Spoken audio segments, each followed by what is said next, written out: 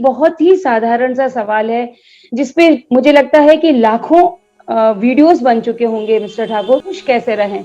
वो लाखों लोगों ने लाखों लोगों से पूछा होगा, लेकिन फिर भी लाखों लोग अभी भी उतने ही दुखी हैं कि ऐसी क्या वजह है कि सारी चीज़ें समझने, सीखने और सुनने के बाद भी हम खुश नहीं हैं? बहुत बढ़िया सवाल पूछा सुधा जी आपने। एक तो ये है कि खुश रहने के लिए सबसे पहली बात जिस तरह लोग समझते हैं खुश रहने को, तो आई मीन कि थोड़ा होठों पे मुस्कान आना बहुत ज़रूरी है। तो आपके जीवन में कोई और वजह हो या ना हो, यदि आप सिंपली सिंपली होठों को मुस्कान के आकार में खोल दें, जिस तरह मैं मेरे खुले हुए हैं इस वक्त, यानी कि आप अगर होठों को फैला दें मुस्कान के आकार में, आप अगर सीरियस हैं तो ऐसे बैठेंगे, अगर आप मुस्कुरा रहे होंगे तो इस तरह अगर आप अपने होठों को मुस्कान के आकार में खोल दें तो स्वतः स्फूर्त आप अच्छा महसूस करेंगे, खुशी आपको लगेगा, आपके दिमाग में वही उसी तरह के भाव पैदा हो रहे हैं, उसी तरह की फीलिंग्स हो रही हैं जिस तरह तब होती है जबकि आप किसी वजह से खुश होते हो। तो कोई जो मैं दूसरी तरीके बताने वाला हूँ, अगर वो तरीके नहीं आप अपना पाते तो कम से कम सिर्फ होठों को मुस्कान के आकार पे खोल के वो खुश हो सकते हैं। ऐसा नहीं है कि किसी के लिए कोई बहुत बड़ी खबर जीवन में चाहिए, जब वो खबर मिलेगी, जब कुछ सफलता मिलेगी तो ही खुश हुआ जाए। दूसरी बात ये है कि देखो, खुश खुश नहीं रहने के पीछे क्या वजह है कि कोई भी व्यक्ति जो है, जो तकलीफ में अगर रहता है तो उसकी सबसे बड़ी वजह क्या रहती है कि जो उसकी वर्तमान स्थितियां हैं जीवन में, जहां भी कहीं वो है, तो वो वर्तमान स्थितियों के प्रति उसका प्रतिरोध, वो उन चीजों को नकार रहा है, वो उन चीजों को हटाना चाहता है, उसको बदलाव लेके आना है। वो मनोवैज्ञानिक स्तर पे उसके दिमाग पे काम करती हैं, इसलिए वो मनोवैज्ञानिक स्तर पे एक नाखुशी महसूस करता है, एक तकलीफ महसूस करता है, तो सबसे पहले तो आपको क्या करना है कि जीवन आपका जहां भी है, जैसा भी है, आप जो भी हैं, अपने को जिस रूप में भी आप हैं, अगर आप मोटे हैं तो उसी रूप में, अगर आप असफल हैं तो उसी रूप में, 100% खुद को स्वीकार करें। Accept yourself. पहला कदम यह है कि आपको खुद को स्वीकार करना पड़ेगा, क्योंकि जहां भी आपका अपने होने के प्रति प्रतिरोध है, वहीं पर तकलीफ है, और उस तकलीफ में आप कभी खुश नहीं रह सकते। खुश रहने के लिए आपको एकदम अपने वातावरण के साथ, जीवन में जो कुछ है उसके साथ एक सामंजस्य आपका रहना चाहिए, एक स्वीकार्य। जब आपका स्वीकार्य होता है तब आप, जैसे ये है ना कि जैसे आप नदी में अगर आप तैरो, तो नदी के बहाव के साथ जब आप तैरोगे तो एफर्टलेस आप आगे जाते हो, लेकिन अगर आप नदी के खिलाफ अगर जाने की कोशिश करोगे तो आपको हाथ पैर मारने पड़ेंगे, आपकी सांस फूल जाएगी, आपको बहुत तकलीफ होगी। तो ज्यादातर लोग जो हैं वो नदी के खिलाफ तैरने की कोशिश कर रहे हैं, यानी कि जो नेचुरली है उसको स्वीकार नहीं करते, और जो नहीं है उसके पीछे भाग रहे हैं। तो सबसे पहले, और मैं ये आपको एक बात गारंटी से बोल सकता हूँ, चाहे व्यक्ति कितना भी जीवन में कैसी भी स्थिति हो, कितना भी गरीब हो, कैसी भी स्थिति हो, जीवन उसके पास ऐसी चीजें अवश्य रहती है जिन चीजों को लेके वो संतुष्ट हो सकता है, खुश हो सकता है, उन चीजों को लेके उसको अच्छा लग सकता है। अगर आप किसी भी व्यक्ति को बोल रहे हैं भाई आपके जीवन में अच्छी चीजें क्या है, उस पर आप लिखिए कागज पे, और खराब चीजें क्या है वो कागज पे लिखिए, तो मैं आपको गारंटी से कह सकता हूँ हर व्यक्ति अपने जीवन में सकारात्मक चीजों की उसकी जो लिस्ट बनेगी वो नकारात्मक चीजों से लंबी होगी। इससे कोई फर्क नहीं पड़ता है कि कोई आदमी 10,000 रुपए महीने कमा रहा है या कोई आदमी 10 करोड़ रुपए महीने कमा रहा है। तो पहली बात क्या है कि आपको एक्सेप्ट करना है जीवन जैसा है। उसके बाद जब आप एक बार जीवन को स्वीकार कर लेते हो, कोई मुझसे सवाल पूछते हैं कि सर ये तो क्या बात है, अगर हम जहां पर हैं वहीं पर रहेंगे, अगर हम स्वीकार कर लेते हैं तो ऐसे तो हम आगे प्रोग्रेस करेंगे नहीं। तो मैं बोलता हूँ कि नहीं, एक्सेप्ट करना पहला कदम है। उसके बाद दूसरा कदम है चेंज करना, खुद को चेंज करना, अपने अंदर स्किल्स पैदा करना। स्किल्स रातों रात नहीं आती, स्किल्स आने में टाइम लगता है। तो आपको पहले अपने मन को अच्छा बनाना है। जब मन अच्छा लगेगा तो आपको ट्रेनिंग करने में खुद को किसी भी चीज को ट्रेन करने के लिए आपको ज्यादा टाइम मिलेगा, ज्यादा आप सहज तरीके से ट्रेन कर पाएंगे, आपका मानसिक संतुलन बहुत सधा रहेगा। तो उसमें जब आप नई चीजों को सीखेंगे तो उसकी संभावना, प्रायिकता, प्रोबेबिलिटी ज्यादा रहती है, बजाय इसके कि जब आप घबरा के कामों को कर रहे हो। तो पहले एक्सेप्ट करना है, तो उसके बाद फिर चेंज लेके आना है, फिर अपने को चेंज करना है, स्किल्स लेके आनी है, तो ऑटोमेटिकली आपको सफलताएं मिलती जाती है उसके बाद। बिकॉज ज़्यादा आपके पास स्किल्स होंगी तो ऑटोमेटिकली आपको इस संसार में सांसारिकता के हिसाब से आपको सफलताएं ज़्यादा मिलेंगी। वो सफलताएं जब आपको मिलेंगी तो वो आपको और मजबूत बनाएंगी। तो एक पॉजिटिव साइकिल होता है, उसके बाद वो शुरू हो जाता है, तो उसके बाद फिर रुकने का नाम नहीं लेता। बिकॉज तब आप समझ जाते हो कि आपको आगे कैसे बढ़ना है, आपको संतुष्ट रहते हुए, खुश रहते हुए जीवन की गाड़ी को आगे कैसे लेके आना है, वो आप समझ जाते हो।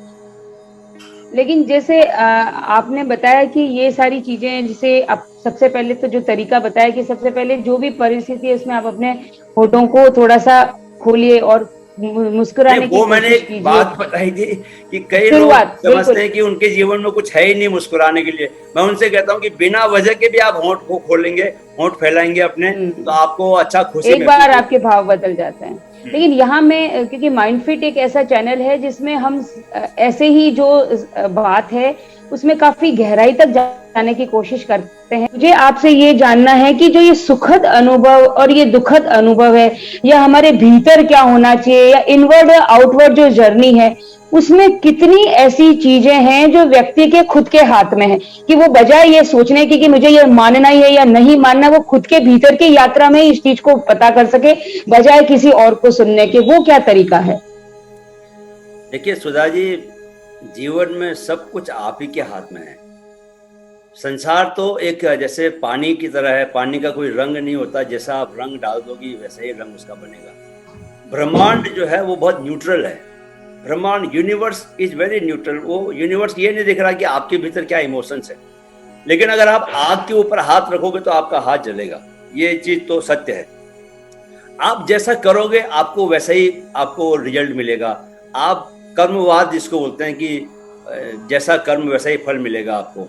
हम जीवन अपनी दिनचर्या को कैसे जीते हैं, सुबह कैसे कब उठते हैं, कितने बजे उठते हैं, कैसा हम भोजन करते हैं, किस तरह की पुस्तकें पढ़ते हैं, हमारा सानिध्य में कैसे लोग रहते हैं, ये सारी चीज़ों का मिला जुला असर आपकी व्यक्तित्व पर, आपकी सोच पर बनता है। और उसकी वजह से आपका अंतःकरण भी बनता है। आपने कहा अंदर की यात्रा, तो अंदर क्या है, अंदर की यात्रा क्या है?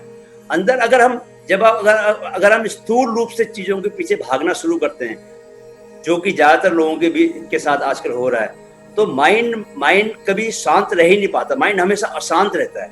जब एक अशांत दिमाग है वो कभी भी आपको उस तरह की भाव नहीं देगा जो आप जिन्हें आप चाहते हो, जिन्हें आप कहते हो कि जिसकी वजह, जिसको खुशी का नाम देते हो।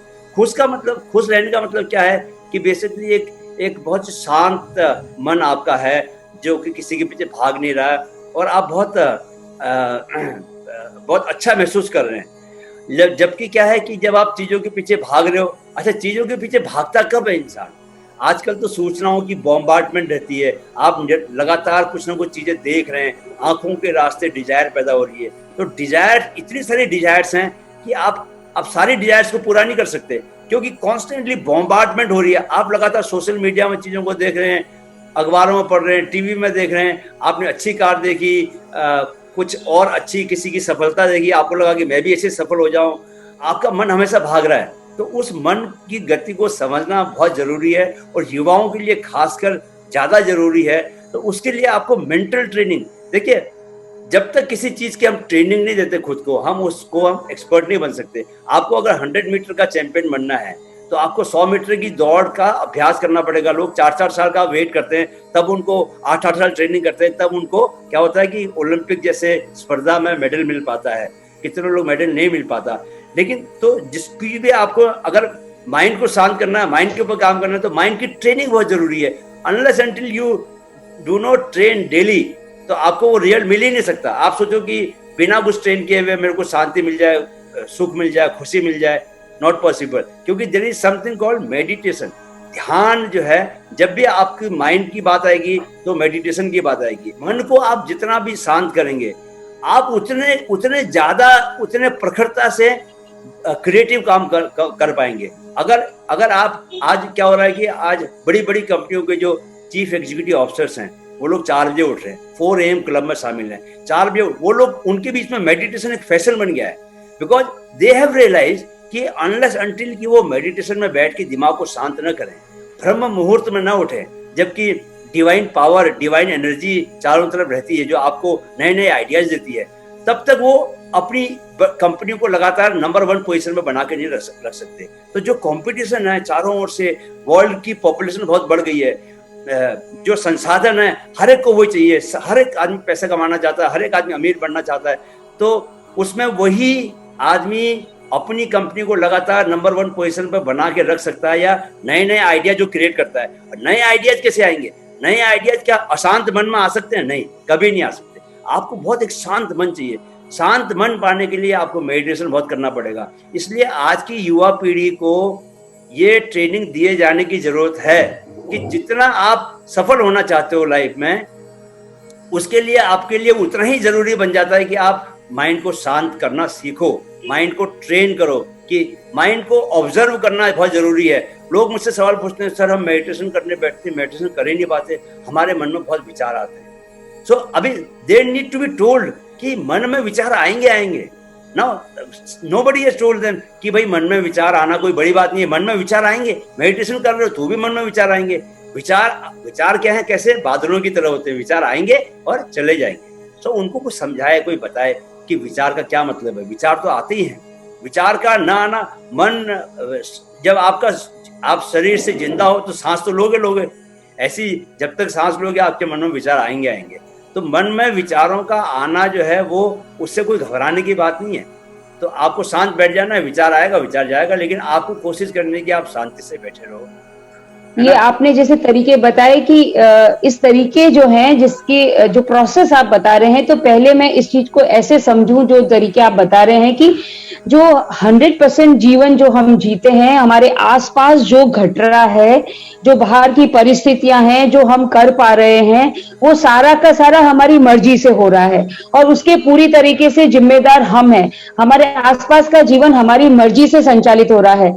तो मैं आपसे ये जानना चाहूंगी कि कितना % जीवन जो है, जो हमारे चारों तरफ हम जिससे संचालित हो रहे हैं, या वो हमें संचालित कर रहा है, जो मतलब जो भी है, तो कितना % जीवन जो हम जीते हैं वो पूरी तरीके से हम खुद उसके लिए जिम्मेदार हैं, या वो हम हमारी मर्जी से जीते हैं? देखिए, बहुत अच्छा सवाल पूछा। एक बात तो ये समझ लीजिए कि ये ब्रह्मांड इतना बड़ा है, संसार इतना बड़ा है कि कई चीज़ें यहाँ पर ऐसी होंगी जिसका जिसको बोलते हैं ना, दुर्घटना के रूप में हो जाती चीज़ें। कई बार चीज़ें संयोग बन जाते हैं। 90% चीज़ें वैसी ही होती हैं जैसे हमारे कर्म होते हैं। बेसिकली हम अपना जीवन खुद ही चुनते हैं। हम जो कर्म करते हैं उसकी प्रतिक्रिया के स्वरूप ही हमारे आसपास चीज़ें घटित होती हैं। जो चोर है, वो चोर की जीवन में जैसी चीज़ें होनी चाहिए, मतलब कहीं ना कहीं उसके जीवन में पुलिस पक्का आएगी, कहीं ना कहीं पुलिस पीछे पड़ी होगी उसके, वो भाग रहा होगा, पुलिस पीछे पड़ी होगी, माइंड में डर होगा। तो अगर आप चोरी करोगे तो वो डर से बच नहीं सकते। आप कितने भी बड़े चोर हो, आपको डर लगेगा। तो आप ही ने तो अपने जीवन में क्रिएट किया ना। वो 90% चीजें हम चुन रहे होते हैं। हम जैसे कर्म करते हैं वैसे ही उसकी प्रतिक्रिया के स्वरूप, जैसा कर्म करते हैं बोलते हैं कि वैसी, जैसे वो न्यूटन का लॉ है ना, क्रिया प्रतिक्रिया नियम, तो क्रिया प्रतिक्रिया यहाँ भी लागू होती है कि जिस तरह के कर्म करते हैं उस तरह की प्रतिक्रिया स्वरूप उस तरह की चीजें, उस तरह के रिजल्ट हमारे जीवन में आते हैं। 10% रहस्य वो जीवन में आनंद का एलिमेंट बना के रखने के लिए है, बट बाकी 90% आपका कर्म चीजों को खींचता है। आपने ये अनंत ब्रह्मांड की बात कही, तो अनंत ब्रह्मांड में मुझे ऐसा लगता है कि मैं आपसे जानना चाहूंगी कि मैं अभी आपको देख रही हूँ या लोग आपको सुन रहे हैं, तो इसमें सिर्फ 2 ही चीजें हैं, एक आउटवर्ड है, एक इनवर्ड है, जो मेरे अंदर चल रहा है। आपको मैं मेरे अंदर, आप रेटिना में मैं आपका वो पिक्चर बन रहा है, वो भी मेरे अंदर बन रहा है, आपकी बातें भी मेरे अंदर जा रही है, दिमाग में जा रही है, तो सारी इनवर्ड जन रही है या फिर आउटवर्ड जन रही है, जो दूसरों से संचालित हो रही है, या मुझे कब उठना है क्या। तो यहाँ जैसे आपने कहा कि सारा सब कुछ जो मर्जी से ही हो रहा है, और जो इनवर्ड जर्नी है, तो मैं ये जानना चाहती हूँ कि जो मेरे भीतर जो अनुभव है, जो भीतर जो मेरे सुख या दुख है, या जो मेरा सुखद या दुखद एहसास है, वो सब मेरे भीतर का है। तो यहाँ सीधा सा सवाल है कि जो कुछ मतलब मेरे भीतर होना चाहिए, वो किस तरह से तय किया जाए कि मेरे भीतर क्या होना चाहिए। ये कैसे हो, वो कैसा हो, वो किस तरह का हो, मैं कैसे उसको तय करूं कि मेरे भीतर क्या हो, आसपास की घटनाएं क्या हो, उसकी बागडोर किसके हाथ में हो, क्या उसकी बागडोर आपके हाथ में होनी चाहिए या उन घटनाओं की बागडोर भी मेरे हाथ में होनी चाहिए, और मेरे भीतर क्या होना चाहिए, क्योंकि यही जर्नी मुझे पता है, पूर्व पश्चिम ऊपर नीचे मुझे कुछ भी नहीं पता है। तो ये इसका कैसे तय हो? देखिए, आप बाहर कुछ भी हो, भीतर जो है, भीतर आपको एक शांति चाहिए, राइट।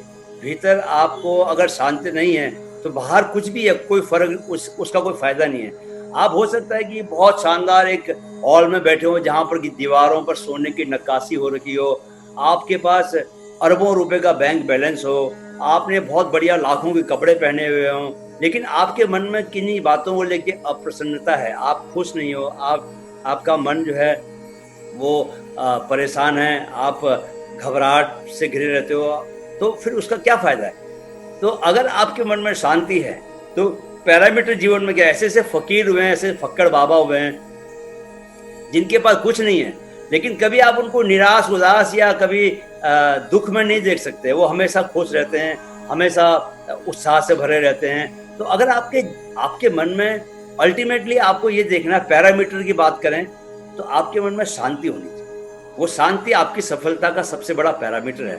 इससे कोई फर्क नहीं पड़ता कि आपकी जो बाहरी दुनिया है उसमें आप सफल हैं कि असफल हैं, इंटरनली कब आप शांत रह सकते हैं, इंटरनली कब आप खुश रह सकते हैं। तो आपके पहले सवाल के जवाब में मैंने ये कहा था कि जब तक आप चीज़ों को स्वीकारते नहीं हैं, एक्सेप्टेंस पे बात घूम फिर के आ जाती है, जब तक आप चीज़ों को एक्सेप्ट नहीं करते हैं, जैसी भी सिचुएशन हो आप उसको 100% पूरी तरह जब तक एक्सेप्ट नहीं करेंगे, आपके मन में वो शांति नहीं आएगी। और जब तक आपके मन में शांति नहीं आएगी, आपके पास वो ताकत नहीं आएगी जो ताकत परिवर्तन लेके आती है। क्योंकि परिवर्तन लाने के लिए भी आपको बाकी लोगों से ज़्यादा एनर्जी चाहिए, वो एनर्जी पैदा करने के लिए ये बहुत ज़रूरी है। ये ऐसा ही है जैसे जब लोग रस्सी खींचते हैं तो अपना पैर को ज़मीन पर मजबूती से गाड़ते हैं। आपने देखा होगा कि जो रस्सी खींच जो प्रतियोगिता होती है, तो आपने देखा होगा सब लोग जो है पैर पे क्या करते हैं, जमीन पे अपने पैर को धंसा देते हैं सो दैट कि ज्यादा ताकत लगा पाए। तो वो जो पैर को जमीन में धंसाना है वो बेसिकली क्या है, वो वर्तमान स्थितियों को स्वीकार करना है। आपने एक्सेप्ट किया तो आपकी पावर बढ़ जाती है, आपका मन साफ हो जाता है, आपका दिमाग में कोई अशांति नहीं रहती है, एंजाइटी नहीं रहती। वो जो फ्रेश माइंड है, वो फ्रेश माइंड देन बदलाव लेके आ सकता है। बिल्कुल, आपने बिल्कुल सही बात कही है। सारे तरीके जहां से हमने शुरू किया था कि खुश कैसे रहें, लेकिन उसके जो तरीके हैं, या हम हमारे माइंडफिट के जो दर्शक हैं उनको ये बताना चाहते हैं कि कोई भी नियम आपको नहीं बताया जा रहा है, ये अब आपके ऊपर है कि आपको ये कहा जा रहा है कि आपके हाथ में आपकी मर्जी से सारी जो चीजें हो रही हैं आपके साथ, आपके आसपास, सारे एहसास जो हैं, सुखद एहसास, दुखद एहसास, वो सारे आपकी मर्जी से हो रहे हैं, उस सारी बागडोर आपके हाथ में है। तो अब आप पूरी तरह से आजाद हैं इस चीज के लिए कि आप खुश कैसे हो सकते हैं। अब हम दूसरे और एपिसोड में इसी तरह की छोटी लेकिन जटिल बातें, क्योंकि जो सरल होता है वो उतना ही मुश्किल होता है। जैसे ये बहुत सरल सवाल है कि खुश कैसे रहें, जिसमें आपको परचून की दुकान पे खड़ा आदमी से लगाकर एक सीईओ तक हर अपना अनुभव बता सकता है, लेकिन इसको, इस सरल तरीकों को इतना मुश्किल कर दिया गया है कि लोग इससे अब डरने लगे हैं कि नहीं, अब तो खुश रहना तो छोड़ ही दो, मतलब अब जो होगा वो ऊपर भगवान की तरफ देखकर, ऊपर तो कुछ होता ही नहीं है, क्योंकि ऊपर अगली बार मैं आपको वो बातें बताऊंगा कि ये तो मनोवैज्ञानिक स्तर पर मैंने चीजें बताई हैं, कर्म के स्तर पर कि क्या क्या किया जाए डेली रूटीन लाइफ में जिसकी वजह से आपके लाइफ में पॉजिटिविटी बनी रह सकती है। एक्शंस क्या करें, मतलब ये तो आपसे मेंटली आप सोच के भी चीज़ों को आप ठीक कर सकते हैं। एक्सेप्ट करना है, एक्सेप्ट करने के लिए आपको सिर्फ माइंड का यूज़ करना है, सिर्फ आपको अपने सोचने की डायरेक्शन चेंज करनी है। लेकिन एक्शन में व्हाट आर दी दो एक्शंस जो कि आपके डेली लाइफ का हिस्सा बने, जिसकी वजह से आपके लाइफ में पॉजिटिविटी आए, और वो पॉजिटिविटी ही आपको बेसिकली खुश बनाती है।